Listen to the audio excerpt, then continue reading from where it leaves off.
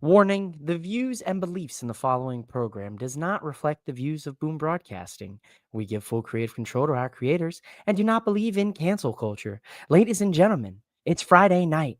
Let's get freaky. Let's talk SmackDown. Viewer discretion is advised.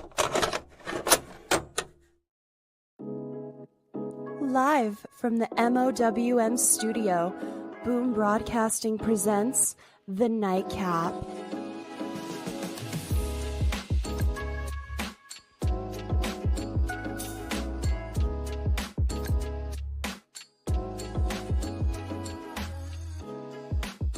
And your host of The Nightcap, mouthing off with Mike. Ladies and gentlemen, welcome back to the Nightcap here on Boom Broadcasting, hosted by yours truly. It is indeed the Mike that likes to mouth off. It's me, ladies and gentlemen. It's mouthing off with Mike. And of course, joining me on the show, long triumphant return to the Nightcap here tonight. That is my main man. That is the man. That's Rick 8-Bit. How's it going tonight, good brother? It's going good, and I heard you had a rough week, so I got a little something to cheer you up. It's RICKBIT. It's Rick 8-Bit on the Nightcap with MIKE. Okay, I ever do a little Chapel Rome here. Get it started. I love it. I love it. I love it. What a time to be alive. Mrs. Mouthing Off with Mike would appreciate the Chapel Roan reference for sure. There's no live studio audience tonight, ladies and gentlemen. For the first time in a long time with the Nightcap, there is not the lovely Mrs. peeking over the couch here, watching and clapping along to the Nightcap. So we are live with all of you here. Shout out to Podcast Smitty. What's up, brother? Good to see you here tonight on the Nightcap. Welcome back. We got Nathan Lance. Hello, I don't care. People hate Logan Paul. Logan Paul's the best entertainer in WWE. Been a fan since his match with Roman Reigns. Wow, we're starting off the show absolutely insane tonight, Rick. He's digging the XFL hat. My man Rick was editing hard here tonight. He was telling me on some new content. He's a big XFL guy. He's got a lot of great content on his channel, so make sure you go check it out here. Tough week for MOWM, working at the Pink Pony. Yes, sir. Listen. We can all be queens. Listen at the Pink Pony Club. You know how we do here, but Rick, it's great to have you on the show, man. SmackDown tonight. I'll be honest. Last week's, you were live with me on the comments. You heard me talk about how I did not enjoy last week's SmackDown, but I enjoyed this week's SmackDown. 5 times better than last week's SmackDown. Tonight, the last SmackDown before Elimination Chamber. Before we kind of go into each, maybe not everything, but before we get into a deeper dive into some of the big things from SmackDown tonight, Rick, total eclipse here, not of the heart, but of SmackDown. What did you think tonight of the show? I think it was good. Like you said, last week's kind of left a bad taste, and I think in almost everyone's mouth. And tonight, I'm feeling like refreshed. I feel like they didn't have to screw too many things up. And it's a go-home show. I mean, all the pieces of the puzzle are there, so it worked out. I actually sent him the rundown, folks, before it all started. I'm like, these are what we're looking at in matches. And I like that. I like what they did with the triple threat. It does have a lot of questions. I'm a guy who's a logic person, so I want answers with the questions. So, but all in all, I would say a good 4.5 out of 5. Yeah. Oh, yeah. Wow. I was gonna say 4. I was gonna say 4 out of 5, but I like that, the half. Decimal. Not a rookie score here with a round number here. By your boy, Mr. OTM. Shout out. What's up, good brother? Welcome into the Nightcap tonight. You're in for shenanigans. Pretty good SmackDown tonight. Yeah, I think general consensus across the board here that I saw, at least on social media, and of course with the two of us and the rest of you viewing here tonight on the show. Really, really solid go home show. Like you said, Rick. All the pieces of the puzzle for Chamber tomorrow are literally there. They're in Toronto, so everyone's there. They just did the kickoff show an hour before SmackDown went live, so you got to figure that you're going to get a lot more star power and kind of a more cohesive show. We were talking about it, during the show. All of us here. it took them the night before Elimination Chamber to really drive home the entirety of, I would say, like a month's build to this premium live event. Pretty much. That's coming directly from our good brother Mark here, your tag team partner, is what he said tonight. I agree to what Mark said earlier tonight when we were all chatting about SmackDown behind the stage. Why do you think that was? Why do you think they waited to the very last, on the 11th hour here? The only thing I could think of is if you actually look at this match card, it's mostly SmackDown stuff. I mean, the chambers are split up between Raw and SmackDown, but you have Sammy against KO. That's kind of been back and forth with SmackDown and Raw, but the Tiffany storyline SmackDown. So I mean, this was, like I said, all the pieces were there. If you screwed this up, with it being mostly SmackDown matches, you probably would have had people just turn off the last 10 minutes. Yeah. Said, yeah, we're not going to turn that last 10 off. Now, I respect it. I respect it. I mean, we're in Toronto. It's a big weekend here. Last premium live event before the biggest show of the year, WrestleMania in Las Vegas. And we're going to start off this go-home show with Trishy and Tiffy time here. Coming out with a little ode to the Toronto Maple Leafs here, rocking some matching Tiffy Trishy jerseys. Love to see it here. Big. Do you think they got it from Fanatics? Because they have that big deal with them. That was definitely the Fanatics special. I mean, Fanatics support's pretty solid, man. I had a little with my Super Bowl merch. They took care of me. So I'm pretty happy with them for the most part. I know some people are not fans of the whole Fanatics thing, but I mean, they take care of the people if you hit them up. Rick, I unfortunately did not get the pleasure to listen to this promo as I was wrapping up some business. So what did you think about this opening segment? I did catch the match that did follow this, so I thought it was good. You knew with them opening, you knew somebody was going to interrupt them. Chelsea Green coming out was great. It's sad to say that with her on SmackDown, the women's mid-card title is something compared to Raw, which is interesting to think about because they all came out around the same time. But she came out and, I speak for America. And Tiffany's like, I'm from America and you don't. It was great. It was great. I think that was the match you needed to start. The interesting part to me, Mike told me to take notes, everyone. So I did. So my notes were. I said take mental notes because I knew I was going to run late at work. And I was like, I gotta close business deals here. Just take a couple mental notes so you can fill the people in on the opening.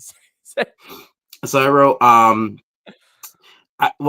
part that was interesting was there's no finish to it. And if you look back, Tiffany's had no momentum. This makes the third week. Last week, lying on her back in the middle of the ring. Week before, lying on her back in the middle of the ring, Charlotte challenges her. So it's like, I understand they're trying to tell a story, but now we're knocking at the door. It's WrestleMania season. I mean, it's either this is definitely reverse momentum or just put the belt on Charlotte before Mania even happens. I'll counter that point because I see it in the sense of like they're telling us the story of Tiffany and the trials and tribulations as someone who's new to being on SmackDown and being a world champion. I think it's more or less going to be in the sense of like Tiffany's going to go through this right now because she's maybe in storyline wise, right? Maybe she's in over her head. Right. She, the Money in the Bank briefcase is a huge opportunity to become a champion, cash in at any time. She found her moment. She cashed in and now she's dealing with being on top and having the target on her back. You could make the argument that maybe she's just bitten off more than she can chew in the moment because she's not as adverse to, the coming and goings of the day-to-day champion life. And you get someone inserted into this, like, by the name of Charlotte Flair, who is a savvy veteran and can capitalize on a rookie's, shortcomings. So I think they're telling a good story, and maybe I just told them the story for them. I know. You should go right for Stanford right now. I mean, they should. I mean, Road Dogg, if you need an assistant, because I mean, the rumors coming out of this afternoon were that the show was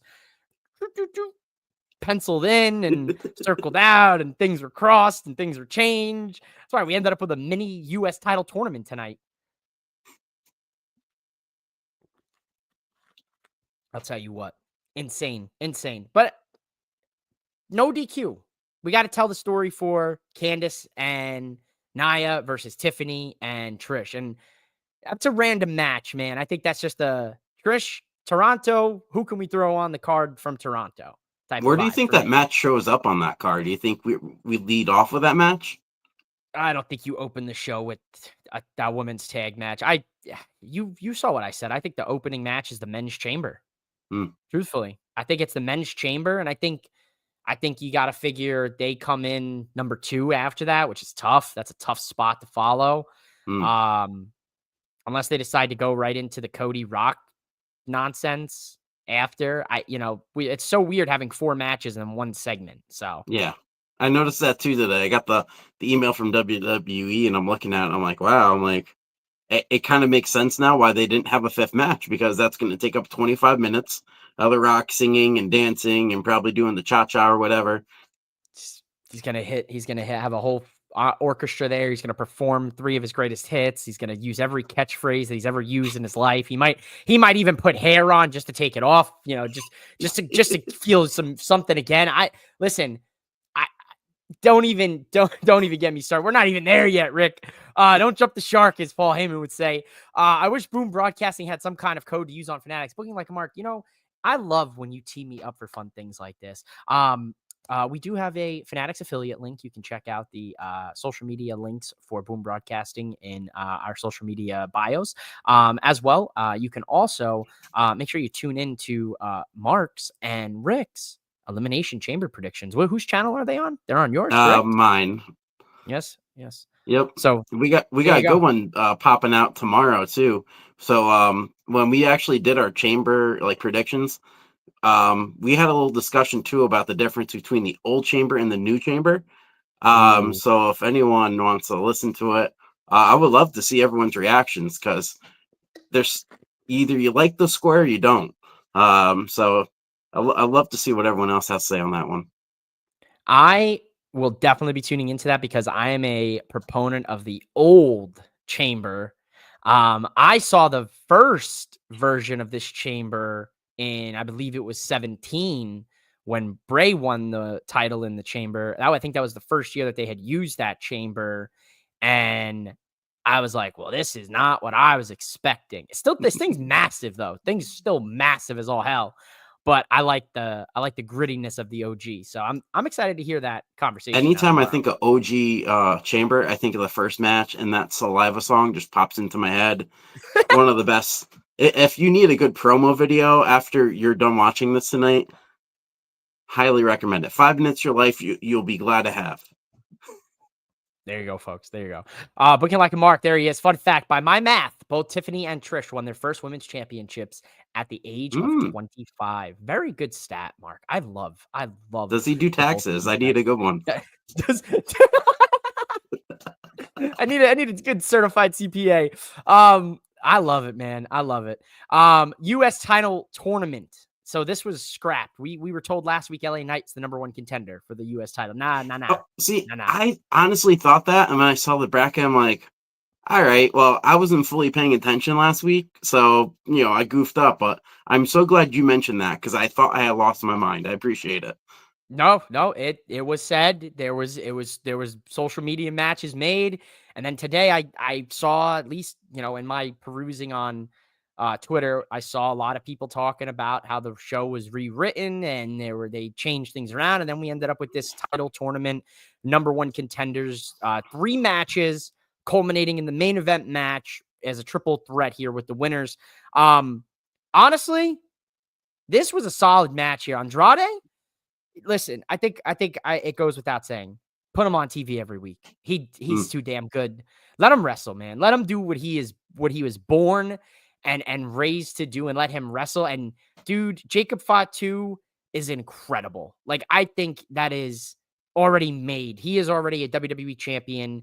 It's already set in stone. It's just a matter of when for him. What did you think 100%. about this first tournament match? I thought it was a great match. I mean, you needed a match to start, and the hard part is both couldn't advance, so someone had to take the pin in there. So I feel bad for Andrade, but excellent match. Like you said, he's entertaining. Put him on every week. Just try giving him more wins. Yeah, I mean, it'd be nice to see him. I think the biggest ball drop was they ran the best of 7 series with him and Mello, and then they followed that up by them being in that triple threat for the US title, and where I felt that there was some more room there for some action. I thought you could expand that. Maybe one more match. Go 8. Mhm. Final conclusion, 8th and final match, and get a clear-cut winner for, right after that. I think Shinsuke ended up picking up the win. Like I think Andrade, Mello, and I guess now Jacob, you have to put in that conversation, are 3 guys that you have to figure are going to get the US title at some point down the road. 100%. And I think with Fatu, it was interesting too because it was originally announced as solo, and then all of a sudden Fatu took a spot, and that makes sense. And once I saw that, I'm like, I wonder if this is where they're gonna somehow make it where he gets it. That's why they did that. That's my only question. If they're gonna, not to, and I'm pretty sure everyone watched, but if you're not gonna have him win at the end, why did you put him in instead of Solo? That's another big thing. I think you bring up good storyline advancement here. Solo tells Jacob, "I want you to run the play tonight," and puts Jacob in this match.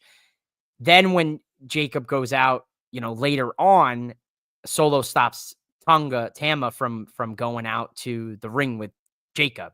So I think you're right. I think if you wanted to tell the story of Jacob and Tama splitting away from Solo, I think you should have had Solo take an L to Andrade, and then you can make that argument, and Jacob could say, "Well, if I was in that match, I would have made it to the finals." And like I said a couple weeks ago, Solo said losing has consequences and jumped Jimmy and sent him packing.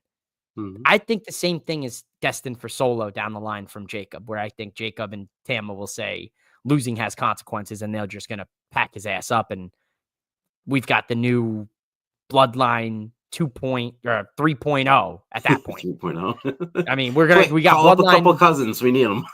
We just, listen. That's why we got to start. This is Chano needs to get his ass in gear here with us, because we're on the same page about SPW, Samoan Professional Wrestling. Okay, and we need the feeder because we can make a killing by just getting the talent and then getting them to sign to WWE. We could be the most successful feeder promotion. Get us WWE ID'd, and whatever Ulafala you want, we got it. We're putting spinner Ulafalas. I already got the tattoo deal too. It's a lovely place in Connecticut. It's right down from HQ. We're fine. We're all set. We're right down from HQ. Perfect. Go get your headshots taken down at the new Titan Square, I guess it's now, and you're set. Absolutely love, but I do like that. I do like that point, Rick, and that's why you guys should definitely check out him and Mark's predictions, because they give you great different viewpoints on how things should be done. I mean, incredible stuff here, folks. And we'll put them over till I'm blue in the face. I liked it. Good opening match. Second match. Chelsea and Tiffy will consider it an advancement of a story. I like for that. this Yeah, that's a thing. good way to put it. Right? Sell a match tomorrow. Why not? Let's sell every match tomorrow on Chamber tonight on this 3-hour episode of SmackDown. Let's not use any of Raw. Maybe we use an hour of Raw to do some advancement, but then we're just going straight full advancement with everything SmackDown. So hell yeah, Triple H. Why not? Hell yeah. Well, let's just have the entire tag team brawl. Let's just get all the tag teams in the division, Rick, and let's just have them start brawling. There's no Street Profits, Los Garza match, just pure brawling here. What do you got? What do you got on this brawl? I don't know if anyone else caught this, but I felt like the security guards did not know their cues. There was one part where a security guard was about to get out of the ring, or get into the ring, and I want to say it was one of DIY just literally pulled him and threw him out. And then one of the Motor City Machine Guns was literally pushed the guy with his hands. So it was so clear. I'm like, wow, this was talk about rewrites, because it did not look rehearsed. They're just like, just get all the extras, get those LFG, guys in that ring, put some security guard t-shirts on them. Let's get popping here. You're just gonna eat a bunch of finishers tonight, boys. Welcome to the Thing is, business. they have plenty of time. It's a 3-hour show, and I still feel like they don't know what to do with 3 hours. They Like, is this rush it. snore down or snag down or I'm sleeping down? I mean, three It's hours, sold you have a down. loaded roster, you could do something. I agree. I think the focus is Raw on Netflix. That's the focus. That's Mhm. the A show. They got to make sure Netflix is happy. They want to make sure that that's continuing to be like the flagship. And poor USA is just getting the short end of the stick, I feel, because they've got 3 hours and they have a hard 3 hours. You got to go a full 3 hours on network TV, so they're just stuck doing that. And I think what they needed to figure out, and I think this will be a problem that'll be fixed when it goes back to 2 hours later this summer, but I think they just needed to figure out the clear cut breakdown and flow of SmackDown. There Mhm. was 6 matches tonight, dude. We had Yeah. 6 matches on SmackDown in 3 hours, which is incredible numbers. Usually you get maybe 3 or 4 Yeah. if you're lucky. And everything's else promo video packages, this and the other thing. But we got 6 matches, 1 DQ, 1 no con, 1 match that never happened. So I mean, like they just they let it drag, I guess. I guess that's what Yeah. we've kind of been saying for the last few weeks is they've let it drag out sometimes. Um, with LA Knight already the top contender for the US title, I would have preferred to have the tournament for the tag teams. Yeah, that's another great point here by Mark. I mean, tag teams definitely could use. I think that's going to be the heat up in the onset of WrestleMania as we approach March. Tag team division will start to You heat know up what they again. could do? I mean, they always try to do something big for the SmackDown WrestleMania, is what they call it now. There's enough with the tag teams. I think they did this last year, especially when the Bloodline had them. But give us a TLC match with all the tag teams, or give us a gauntlet. I mean, you're gonna have an hour to kill into that.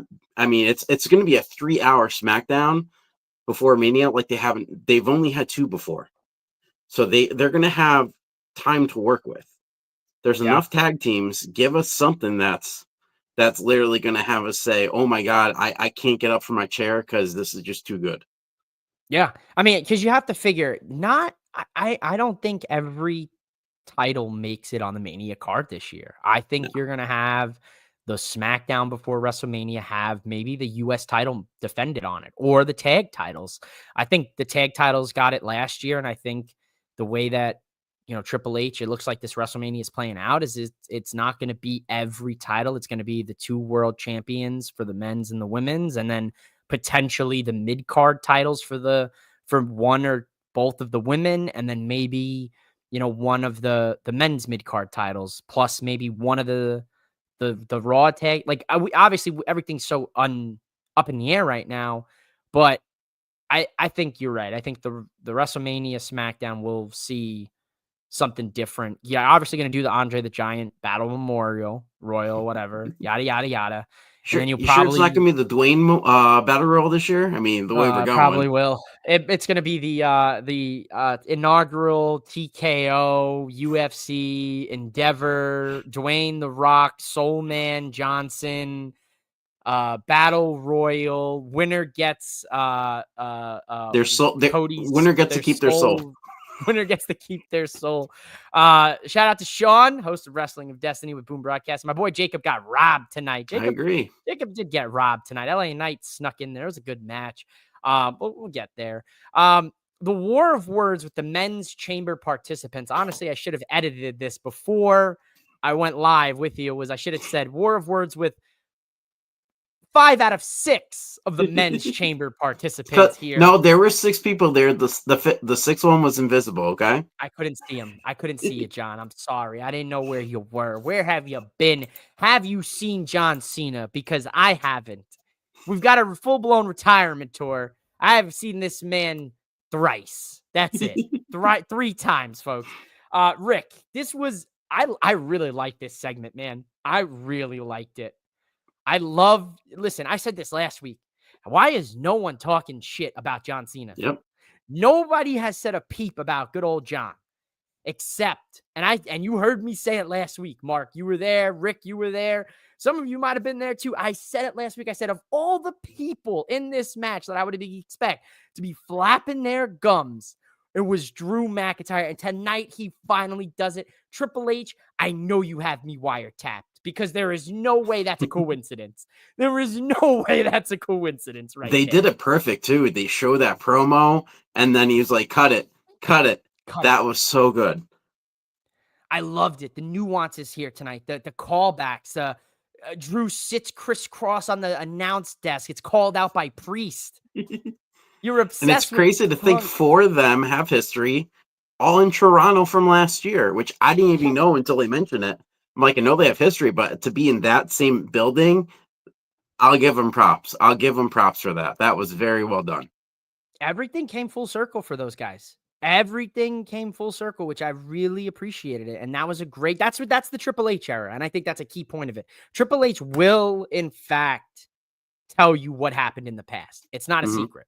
There are some misses, obviously with history and things like that, with ally ships and enemy ships and things like that. But for the most part, he's not afraid to be like, okay, well, if it wasn't for him coming in and screwing me over, I would have had the best Money in the Bank cash. And you had Priest cash in on Drew because of Punk and Drew's obsession. Everything just intertwined perfectly, just woven beautifully together here. And then you have Logan Paul, the ultimate absolute scumbag, coming out to John Cena's entrance, getting everyone, me, myself included here in this, Rick. I was like, finally. Message everyone. Finally, here he is. Nah, it's freaking Logan Paul, man. I got to give him props for that, man. It was well done. We got to address the elephant in the room, though. What do you think of what happened with Rollins? I mean, you know what I mean? I'll admit Rollins, I mean, I don't know what's going on with him, man. Them fits are crazy, dude. He said, CM Punk, this was the line of the night for me. Seth, you look like an oven mitt, and that's funny considering I cooked you on January 6th. I was like, my goodness, CM Punk, you're still the best. Like, he's still the best on the mic. There was a top 5 modern day promos, and CM Punk is on that list, and he is not number 5. I'll tell you that much. I mean, I have a new nickname for Seth Rollins completely after tonight, and it goes with what I said last week. I don't know if I can repeat it, though.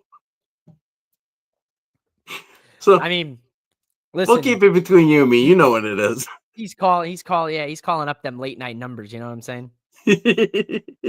I like those pants. From what I heard, they have hot pockets. Oh, my God. Oh, God. God damn. That's good. That right there. That's such good shit right there. Oh, man. No, I thought great. Executed perfectly. Where was this a week ago? I could tell you where it was a week ago. It's on the floor because it was rewritten because they needed time for Dwayne. Ain't that the truth? Ain't that the truth?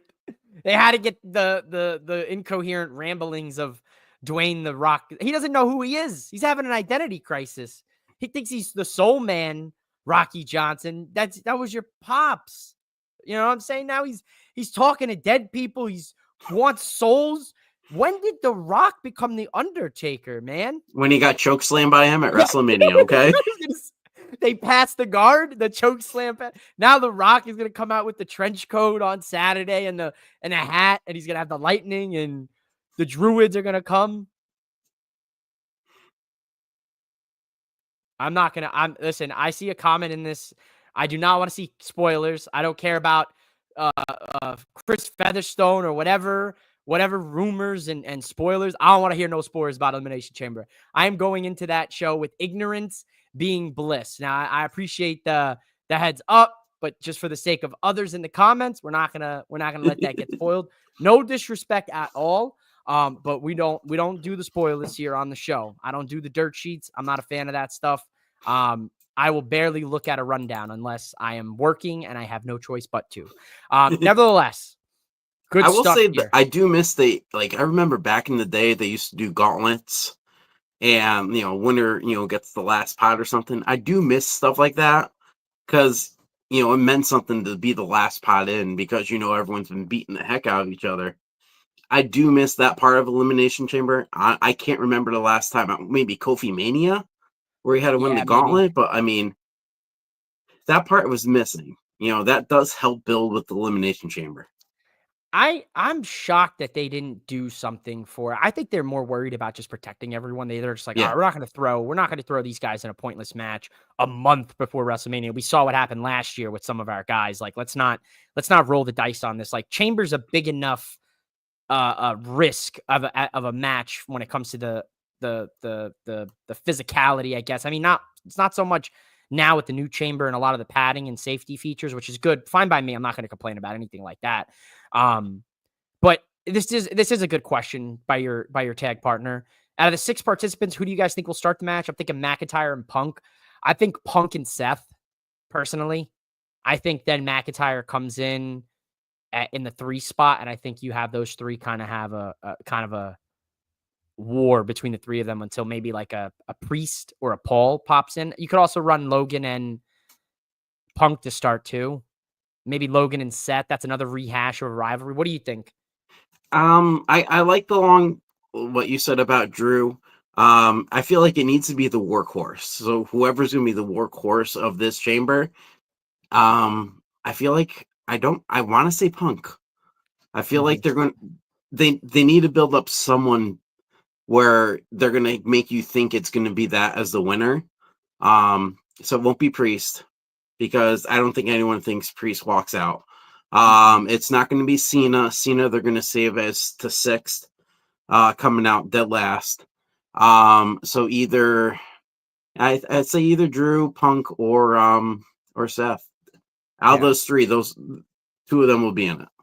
Yeah, I think that's the clear, concise, the logical side of this. I mean, Triple H could throw just pure illogical nonsense at us tomorrow with that. So, and we could be like, all right, bet, bro. Sounds good. I agree to that sentiment. I also think when we look at that chamber, I think there's really 3 guys, believability wise, that you think are going to win that match. And that's Seth, Punk, Cena, and Drew. 4, I should say 4 realistically. Interesting. Very interesting. That's a good thought. U.S. title tournament, second match of round 1, LA Knight and Santos Escobar. I liked the BFT out of midair. That's really my big takeaway. It was a good match, but it wasn't that was like the only thing. I mean, because like you said, we all thought he was already the number 1 contender. So you kind of knew there's no way that he would lose this. I mean, so this was almost the easiest match out of the 3 to call. I felt that. I mean, I would have liked to seen Santos get an upset here. I think Santos is a guy that got real bad stunted down positioning just because of like Mello and Andrade and some of the other. Now Jacob kind of took a spot in that mid card, and you have to argue maybe Jimmy Uso's there too down the line. Like, so I felt like poor Santos kind of got the short end of the stick recently, and maybe he just needs maybe they need to just throw him on Raw and mix him up with Penta and Ray and like get Delgado out of the SmackDown vortex that they're kind of stuck in right now. You know what would be good? Just seeing off of what they did with the NHL.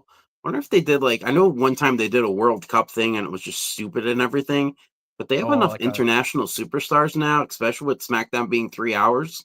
Make it a World Cup. And then you have people coming in with their flags to represent their country and everything. And that, I mean, there's energy to build off of that. Everybody, mostly whoever watched that US Canada thing, you were into it. I mean, you were ready to go.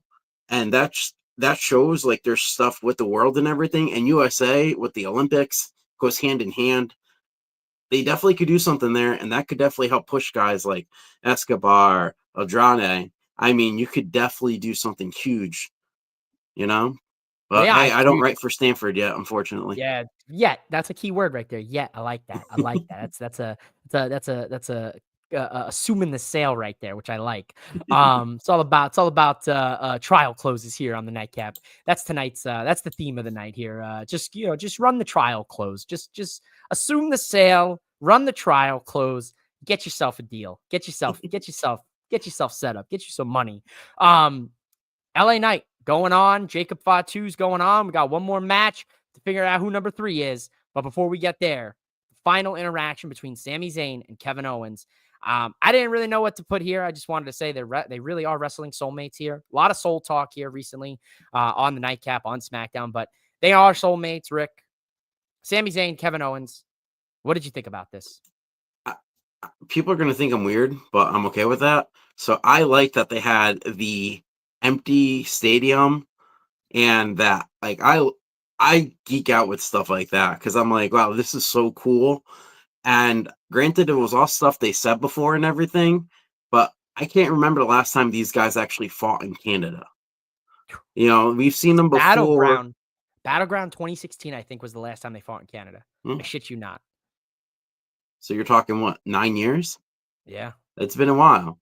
So I think to have you always have like in the big stadiums, there's always like empty arena or last man standing or something like that. I feel like with these two, they're gonna put their heart and soul into the match, no pun intended. And I definitely think it could deliver. The promos, I think we're getting the same, copy and paste scripts, but with them, they're definitely going to go out there and make it as personal as they can be. Honestly, I know we talked about starting off Elimination Chamber. I would love that to start. It's unsanctioned, so it's technically not part of it. Let's start off with that. And then, I mean, that energy there is going to be there. And I want to see some blood. I'll be honest with y'all. Let's go. We have to see the blood. This is a rivalry that needs blood. We know WWE is not big when it comes to blood unless it deserves it and needs it, i.e. CM Punk and Drew McIntyre, some of the things Cody Rhodes has done, some of the stuff with the bloodline. Sometimes you need a little bit of color, in a match to really drive that point home. So I agree with you. I think we're going to see some color in this one. I do like that idea. And I think it would make all the sense in the world for the unsanctioned match to start the show. And if I were to decide on this, I would have the beginning of this match start at the end of the kickoff show. I would just have KO make his entrance. The lights are still technically off in the arena. I would just have KO make his entrance, come to the ring, get a mic and say, "Let's go, Sammy. It's time." And then Sammy comes down, and then Alicia Taylor makes the announcement. The following match is not a sanctioned match by WWE. Therefore, we cannot be held liable for this match. Ring the bell, and then boom. Do like they do in NXT where the ref wears just a plain black shirt. So it's not a WWE jersey. Yeah. Like, copy and paste that. And then me personally, that's how I run this. Obviously, it's tough with the end of a pre-show because maybe not people are watching that. So you don't want them to miss out on the first 5-10 minutes of the show. But I think if you're watching the pre-show, you're at least watching the last 10 minutes of it because you're getting ready to watch the actual show. So I feel like they could work that out. I love Kevin Owens here. This time, when I end your career, I'm not going to take care of your family. I thought that added, a lot of personal blood and beef is going on right now on SmackDown. A lot of just personal hate, especially between these two guys. I like that added element, just stating like, look, dude, when I end your career and cripple you, don't think I'm going to look after your family because I'm not. And someone's going out in an ambulance. I think that's the only way this match ends. So someone gets carted out. I don't think you have a clear-cut winner on this. I think you have pure 20 minutes of pure beating the shit out of each other, bloody weapons, and all of those banned moves we don't see in WWE. I think you're going to see at least the package pile driver used, and I wouldn't be surprised if you see an Alabama Slam or one of those other moves that are quote-unquote banned by WWE. Just for that shock. That's how they make these matches get that added depth. They don't do pile drivers just to do them. It's clear and cut. Yeah, good breakdown there. I like it. Last match on the U.S. title tournament, round 1, Braun Strowman versus Carmelo Hayes. Eddie Guerrero. I loved it. Shout out, Eddie. We miss you dearly. You would have loved this. Melo gets a win here via DQ thanks to the old Eddie Guerrero chair trick. I thought that was so slick. I wonder if that's what The Miz told him to do. I will say this. I had the unfortunate pleasure of going to the double taping before I guess, the holiday break, and they ran that match twice. So this was the third time I've seen it in what, maybe we'll say 2 months span. I do like how they keep on going with different ways. I mean, Braun came back and beat him clean. Then he got Braun to get counted out. Now he pulls the Eddie Guerrero. It's stupid, but I like how they're doing this. How he's getting the Yeah. advantages. He's totaling up wins because he had a little bit of bad streak going on. So they're building him up in kind of like a good way, especially with it being a heel. It's like, hey, you've won 5 straight. Not clean, but congrats. Yeah, I think that was a great aspect of the last couple of weeks here with Melo is that he's been on this winning streak. So you're like, oh, all right, Melo's on a heater right now, and maybe the Miz is, maybe this whole, Melo, what the hell is his tag team name? God damn, Ms. Melo don't Mello or Miz, something like that. Melo don't Miz. Oh yeah. That's what it was. Everyone hates this. Everyone does not like this. Am I the only person in this whole freaking wrestling fandom that's like, you know what? Putting Melo with the savvy vet like the Miz to have them inevitably have a match in the future, I'm okay with this. Melo beating the Miz, a 2-time Grand Slam champion, that's a huge accomplishment for Melo on his rise to stardom in WWE. I think that's a smooth move right there. You know what I caught tonight, and this is going to be for good future storytelling down the road. I didn't realize Carmelo Hayes is from Boston, Massachusetts. Yeah. And who's retiring this year from Massachusetts? From West Newbury, Massachusetts. So I feel like that's storytelling. I don't know. That's the first time I caught it. Maybe it's the first time I paid attention to it. But that struck me tonight. I'm like, oh, hey, maybe they're trying to build him up so maybe he can challenge Cena. I've said from the onset of Melo's trajectory, with him coming into NXT, winning the breakout tournament, slapping Adam Cole and hitting the ruthless aggression, I've said from the beginning that Melo could very well be, in fact, the one man that has Cena's last retirement match. I very well could think Melo and Cena on a if you can book Melo the next year as a dynamite stud, if they can do it, Melo Cena moves me in the retirement match. And whether it's for a title or not, I think Melo is a good choice, at least a top 3 choice, for a He gets retirement a match pin on against Cena. Cena. He goes from mid to top tier. Yeah, it puts him into the stratosphere. Yeah. That it does wonders for a career. Mark likes the pairing of Miz and Melo. Neither man was doing anything, and the SmackDown tag scene is heating up. They'll work well as an enhancement team. Yeah, I agree. I mean, might as well. Like I said, savvy vet with the up and comer. Maybe the Miz said to Melo, "Hey, here's how you're gonna win. Hit the old Eddie Guerrero chair move, and you got it." And maybe that's what we'll see next week on SmackDown. And maybe Melo and the Miz maybe will come together further. So we had the men participants in the chamber, Rick, earlier have a war of words. The war of words for the women took place on the Elimination Chamber kickoff, which I was unfortunate. I was unable to watch. Oh, you didn't miss much. That's what I had a feeling. Did Michael Cole crowd surf or no? No. Damn. Boo! I'm having a little hair wardrobe mallet with the hair. There we go. It's just going with it tonight. It's Friday. Hey, at least you have hair, man. Come on. You gotta rub it in. I didn't mean to rub it in like that. Didn't need to rub it in. Listen, it happens to us all one day, right? So the women have a 6-woman tag match tonight. Classic multi-women elimination chamber match. The only woman not involved in this match was Alexa Bliss. So we'll see her later. Liv, Raquel, Roxanne versus Bianca, Naomi, and Bayley. I like this match a lot. I'll give props to Mark because he did mention that in our little chat that it's shocking that they didn't extend more with Bayley and Bianca kind of like feuding because of Not Forgiving, and now all of a sudden they're kind of, it's weird. Maybe I missed something too, where also now they're like buddy, but I think that was a good match. Everybody was protected.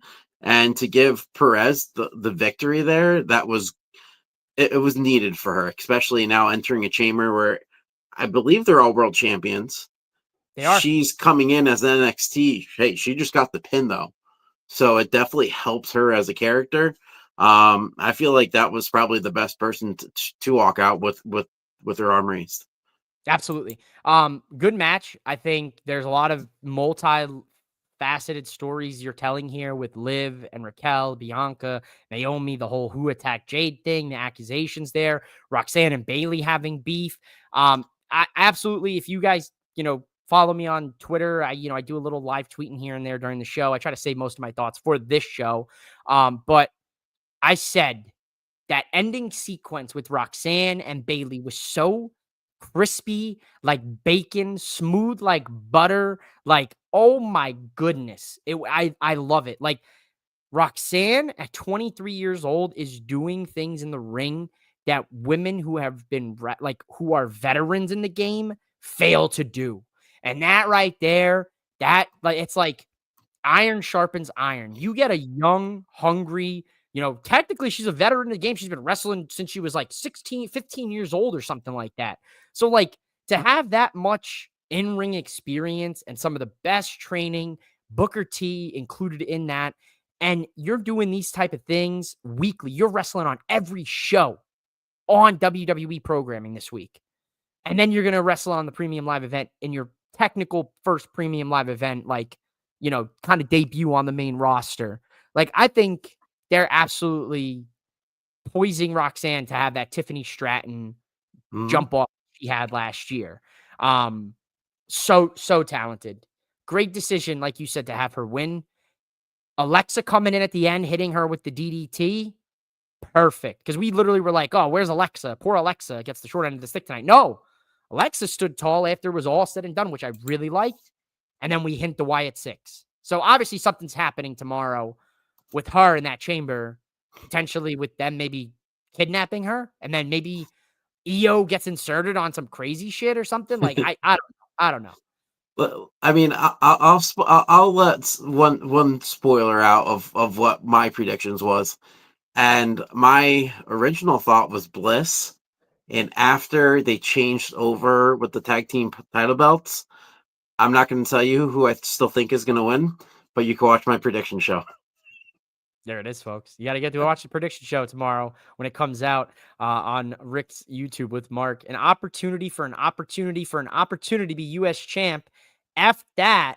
The Miz told me the cheat code to get what I want around here. It's time to apply it. A direct tweet from Carmelo Hayes coming out of SmackDown here tonight. So looks like you called it, man, right there. Looks like we're going to see some politicking here with Mello.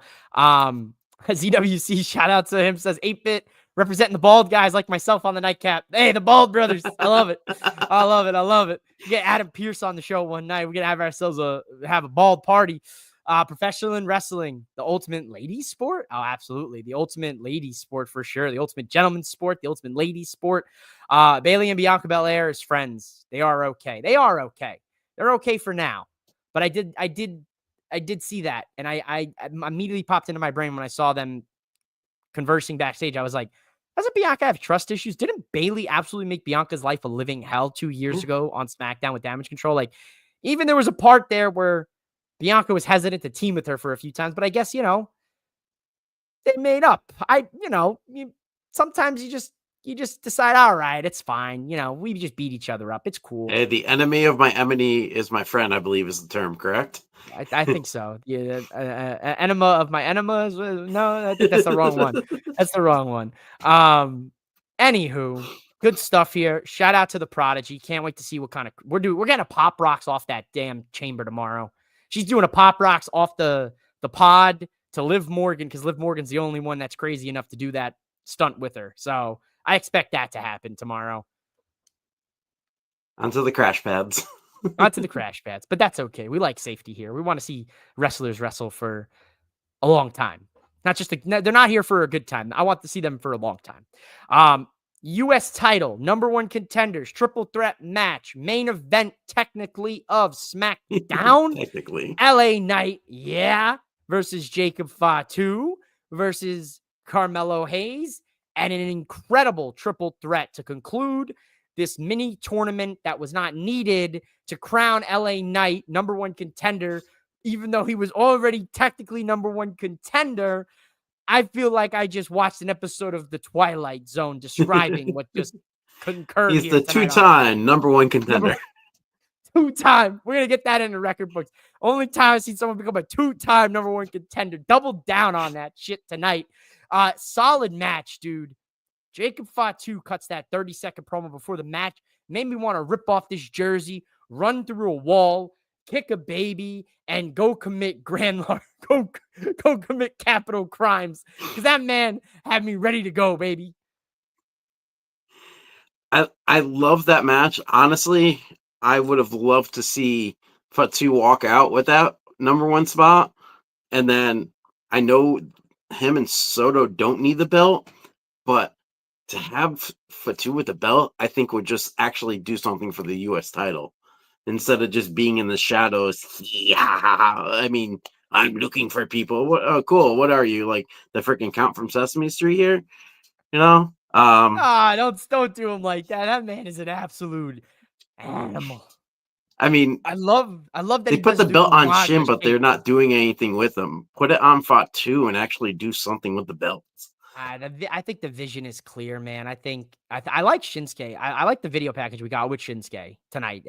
Those pre-made video packages are electric for me personally. The vision is going to be Jacob Fatu winning that title at WrestleMania. I think the stall is, they're getting you poised for it. They're like, all right, Jacob's touching the title. He's almost there. He just touched the tip of the title here. I think you got to run that Jimmy Uso, Jacob Fatu, maybe Shinsuke Nakamura, maybe Carmelo Hayes, maybe Andrade, Knight. I think you got to run that at Mania at the end of the day. I think that's a Mania. I think it's a multi-man U.S. title, ladder, gauntlet, whatever you want to do here. I think you got to run the multi-man at this point. It makes sense. Now, so I don't think Solo's won a belt yet on the main roster, right? Has not. So that will just add to it if Fatu wins it before him. That's another key element in the Jacob Fatu taking over as the next tribal chief or whatever they're going to call him. I think they're just going to call him the tribal warlord or something. I mean, I mean, that'd be fire. I'd be down with that, but I don't know about the whole ward thing on. He's a chick, a chief in training. Yeah. That, I guess that works. Yeah. Absolutely incredible triple threat to conclude SmackDown for the match portion. How do you feel about Knight winning almost heelish, though? Oh, pulling Jacob out of the ring? I think that's just interesting. Payback. I think it's payback for the bloodline of how they beat him down over the last couple of weeks. That's true. I think that's just good long-term, not long-term, but a good cohesive, logical storytelling where it's like, of course, LA Knight's going to screw over the bloodline. They've been costing him matches left and right. I think they're really the reason why his eyes weren't on the prize with the U.S. title. You could argue that back in November, December, January, it's been a lot of LA Knight and multi-man matches against some form of this new bloodline. Yeah. So good point. An eye for an eye, an opportunity for an opportunity, like Mello put it. Cody Rhodes, final words before Elimination Chamber with Michael Cole. Michael Cole tells Cody, Rick, that no more European tours. You don't got to you could sell the bus. You could have a board spot. You could be the owner of this company. I don't think Cody wants any of that. I think just Cody wants to be the best damn professional wrestler that he could possibly be and put his name right there in the record books with his father and all the other legends before him and currently in the game right now. I don't think Cody wants to be an owner again or an EVP or any stake in company until he's ready to hang up the weight belt for that matter. This whole thing, man, interrupted again by a long, drawn out Rock video package this time.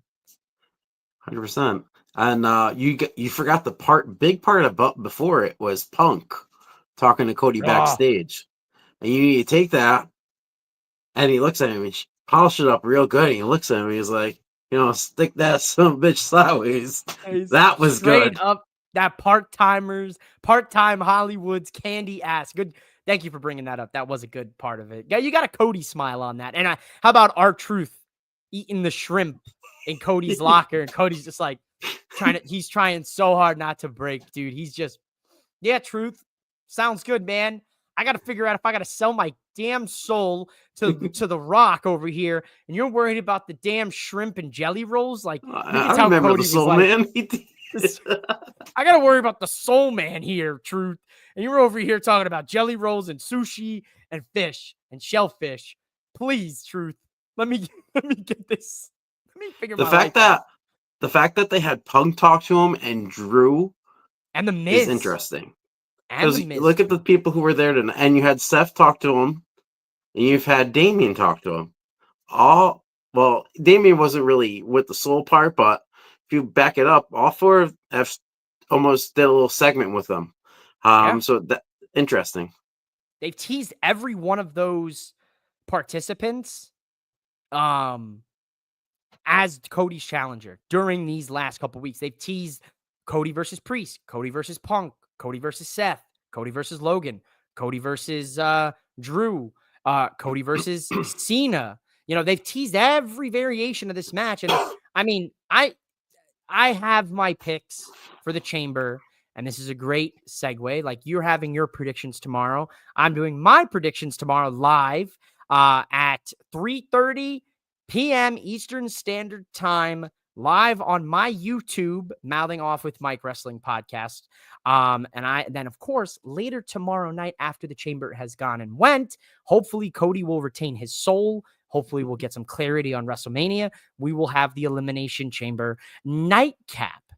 So scheduling updates as a part of your nightly updates here on the Nightcap. Call it the Nightcap update. Booking Like a Mark said, rebooking that segment. Cody has to go to the parking lot to see the truck, giving him PTSD from the Rock whipping him last year. Cody walks around the truck and discovers the belt on the ground. That right there would have been fire. That would have been fire. Well, let's talk about that, Mark. And let's talk about that, Rick. And let's talk about that, viewers of the Nightcap tonight. Ladies and gentlemen, tonight here on Friday Night SmackDown in the final moments, we have been introduced formally to the American Nightmare Mobile. And that American Nightmare Mobile is a 2025 Raptor truck with the Cody Rhodes American Nightmare logo on the side doors and the Cody Rhodes name on the hood of the truck. Beautiful truck. I mean, if the Cody doesn't want it, I will gladly take it. And I'll roll around town in that bad boy. And that'll really solidify my place as Chano and the boys from Four Sides like to call me, the president of the Cody Rhodes fan club. I'll take that truck off your hands, Cody. Just help me with the insurance payments on that bad boy. That's all I ask. The only spot that truck is going is to shelves in a couple months for a Mattel playset with Dwayne and Cody. Oh my God, you're so right. Oh my God. You're Listen, welcome. we got the Lucha Lowrider. You just saw the Lucha Lowrider in Target one day.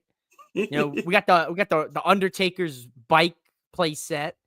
I mean, as soon as I saw it, I'm like, oh man, that's the only reason they brought that truck out. That truck will never be seen again except in your shelves. Coming up very soon. At Cody's garage, maybe if that actually, I feel like they definitely just bought Cody a freaking truck and they were like, all right, here you go, bro. Or you think they hit up one of the local dealerships and were like, hey, can we borrow a truck and slap some decals on it, give it back to you at the end of the night?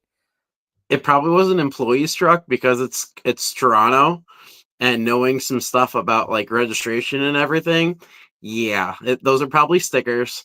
And okay. It probably was an employee's truck. Anybody got a red truck we need to borrow for tonight? Are you? Oh, come on. I just need your keys. I'll give it a free detail, and you're welcome. And now somebody who works at the for WWE or the arena now has the Cody Rhodes mobile in their garage to look at.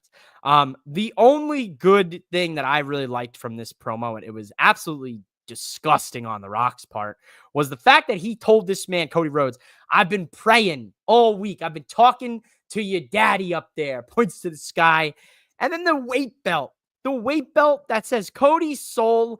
And June 11th, 2015, the day that Dusty Rhodes passed away. My goodness, Rick. That right there for me was like the like, oh shit. That's some real scumbaggery right there. Yeah, we're back to heel Dwayne. 100%. Yeah, we're tying in. Dwayne is like, I think Dwayne's got a little multiple personality disorder going on But recently. I'm glad you told me that he was praying, because I'll be honest with all of you. As soon as he started singing, I just muted it. I'm like, I'm done. I got to prep for the nightcap. I don't need to hear anything else. Listen, I love The Rock as the next guy, but I don't know, these last 2 weeks with this whole thing, it's like, it's not hitting, I think, the way he wants it to. And I think he's growing frustrated. So he's putting all that energy into it to make it hit. And it's like overworking it. It's like He's trying to be over grilling cool the steak. at a kid's party and trying to be that dad. How do you do, fellow kids? Yeah. It's tough. I mean, I think the best part of the last 2 weeks was the weight belt. I think this was the best part of the 2 weeks. He's such a dick for that. Like, invoking Dusty's name. Everyone does it. And it's like, but The Rock does it in such a malicious way. And you're like, obviously The Rock has a lot of respect for Dusty. But like the way he says it, it's like, damn, man. You're just cutting into him, man. You're just put the knife in and you're twisting it. And it like, I don't know how you can I don't know, man. I don't know if I could take that. You know, be like, yeah, I'm praying to your dead dad. Like, Did you see where SmackDown is next week? Where is it? Philly. We're so back, baby. Yeah. We're so back. I love Philly. That truck's pretty big. If Cody turns it sideways and shines it up real nice, will it fit up Rock's candy ass? Do we go from the road to WrestleMania to the road to Dwayne's ass? You mother. I'm taking that one's getting saved forever. Jeez, and I thought I was bad because I saw Rock's head tonight, and I'm like, wow, his head looks like a chestnut. Because it had all the wrinkles on it. All right, that's too. If anyone is really good at Photoshop, you're welcome. There you go. You just got your next meme free from Rick here on the Nightcap, man. Overall, a lot better SmackDown. There were definitely was some flop here. I think the Rock stuff went a little bit too long. I do like Cody being left speechless. The man who always has a lot to say left with no words tonight. 2 weeks in a row too, because he had nothing to say last week too. I mean, if someone told me, "Hey, I want your soul," I made a weight belt with Cody's soul on it, and I put your father's death date on the belt. I mean, The Rock might have been watching a little Christian Cage this summer. He's pulling some Christian Cage antics here. He's like, "Your father's dead." Like, all right, thanks, Rock. Like, thanks. I know. Like, why do you think I am the way I am? Like, I hate to say this too. Like, no, I'm not all for part-timers. I should start off with that. But it's if Ava gets called up to me, oh my god. Mark, someone's eating a bowl of Fruity Pebbles. I can see. When are you coming on the Nightcap, Mark? Anyways, I seeing how he was tonight and last night, it made me think there's no real main villain in WWE. There's Gunther, but Gunther isn't at that main level villain. You had Roman. He's not really, he's kind of on the back burner now. So The Rock is now the villain of the WWE. He's going to play the corporate role. He's going to be the corporate villain. You know, he's going to do the whoever decides to sell their soul to The Rock tomorrow at Elimination Chamber will be the one that takes on Cody Rhodes at WrestleMania for the WWE Championship. And I think, I think you could go a couple different ways here. I think obviously there's a potential Punk does turn into a corporate shill. I think you could also argue Drew McIntyre. You know, I think The Rock gifted him a sword when he re-signed with the company. Mm-hmm. So there's that level of connection already in the past that you could bring up, that this could have been in the works this whole time. Maybe Cody does in fact sell out, comes out with the black hair like he did in AEW with the feud against Brody Lee. You know, and we're like, oh boy, here we go again. You know, step into the Codyverse. I think you could dice this up a couple different ways. I think it's going to be very interesting, but I think for me personally, tomorrow, Elimination Chamber, the three matches I'm most looking forward to, Sammy and Kevin Owens, the men's and women's chambers, in that order, for me personally. And they're So, stacked chambers. I mean, Mark brought it up in our predictions. This is back in the day, you used to have a men's and a men's match was for two different brands and stuff. You had to put Mick Carters in. Now this is you're probably your most big guys. I mean, I'm not much of a Paul guy, but when you have fans booing like that, you're doing your job. mhm. So I think these chambers, hopefully they blow us away. I don't want to walk in feeling I'm going to be disappointed. But makes it easier if you feel like they're going to do something that you're going to be like, ugh. But Yeah, otherwise, I think we should be looking at a good show tomorrow night. I think we're gonna have a good show tomorrow night. I think it's gonna be a very eye-opening road to WrestleMania. Nathan, Liv will win the Elimination Chamber. Well, Nathan, you should come on down here tomorrow to my YouTube channel, Mouthing Off with Mike Wrestling Podcast, for my Elimination Chamber predictions. And then you should also come back to Boom Broadcasting later in the night for the Elimination Chamber Nightcap, because I'd love to hear your thoughts once the show is off the air, as well as all of you viewing tonight. Make sure you come on over, hang out with me tomorrow at 3:30 Eastern time. Rick, what time are your chamber predictions dropping on your YouTube channel? Tell the people where they can go. I dropped a part of. I've been dropping them in shorts. So we had some shorts drop. We talked. We had a short drop about the old versus new chamber. We have one tomorrow dropping around. I want to say 9 o'clock. It's short, 4 minutes.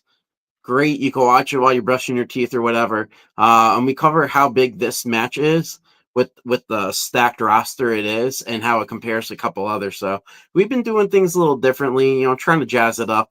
Everyone drops their predictions, but we like to do ours a little differently, set us a little different. But I'm looking forward to yours. I got nervous. I always like to do my research. I'm like, oh man, Mike didn't drop his yet. I don't want to say anything. So Yeah, I was supposed to have those out for everyone pre-recorded on Thursday. My life has been an absolute. I thought, listen, I'm always gonna use this because this is always my go-to. Is a little ode to our boy Matt Hardy. I thought I could slap a tornado here, and the tornado took me up, took me around, and spit me on out here. And it was Friday night, and I was like, oh shit. Do the predictions now. Mark, as much as I would love to do the predictions now, I will have to bid you all adieu till tomorrow, 3:30 Eastern time, Mouthing Off with Mike. Go check out Booking Like a 8-Bits predictions here on at Rick 8-Bit on YouTube. Go subscribe, go follow him. Rick, any last words for the people before we send them on home? make sure you have plenty of waters and your popcorn's popped, because I think tomorrow night's chamber is going to have you in your seat the whole show. I like it. Hot words tonight to finish the nightcap. Ladies and gentlemen, thank you all so much. Come back tomorrow for Rick's predictions. Come back tomorrow to Mouthing Off with Mike for mine. The nightcap tomorrow night here. And of course, we're out of here, ladies and gentlemen. Go out there and we'll see you tomorrow all day long, baby, across the board. Bye, guys.